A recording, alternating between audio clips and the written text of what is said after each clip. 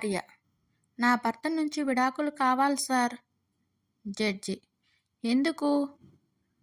భార్య: ఒకరికొకరికి తెలియకుండా నలుగురిని పెళ్లి చేసుకున్నాడు సార్. జడ్జి: నీ భార్య చెప్పింది నిజమేనా? ఎందుకు అలా చేశావు? భర్త: ఇంటికి దీపం ఇల్లాలు నిజమే కదా సార్? జడ్జి: అవును. భర్త: మా ఇంట్లో 4 రూములు ఉన్నాయి. ప్రతి గదిలోనూ దీపం ఉండాలని నలుగురిని చేసుకున్నాను సార్. విజయ్: చూడ్డానికి చాలా అఫిషియల్గా ఉన్నారు. ఏం నేరం చేశారని అరెస్ట్ చేశారు సార్? అజయ్: ఒక అమ్మాయి మనసు దోచుకున్నాను.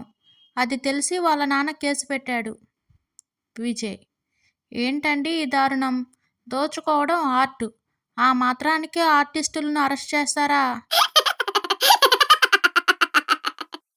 వినయ్: ప్రియా, పెళ్ళైన తర్వాత కూడా నేను ఇలాగే నిజాయితీగా ఉంటాను. ప్రతి విషయం నీతో పంచుకుంటాను. ప్రియా: పెళ్ళైన తర్వాత ఖచ్చితంగా నేను నీ బాధలు పంచుకుంటాను. వినయ్: నాకేమీ బాధలు లేవుగా. ప్రియా: నీకు అన్నింటికీ తొందరే. ఇంకా మనకి పెళ్ళి అవ్వలేదుగా. తండ్రి: ఏరా రాము, ఈరోజు పరీక్ష ఎలా రాశావు?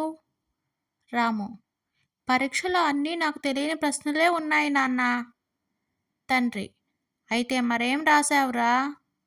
రాము: టీచర్కి తెలియని జవాబులు రాసిచ్చాను నాన్న.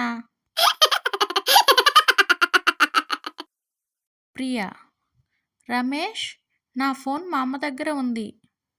రమేష్: మరి నేను కాల్ చేస్తే ఎలా చెప్పు? ప్రియా: నీ నెంబర్ను లో బ్యాటరీ అని సేవ్ చేశాను.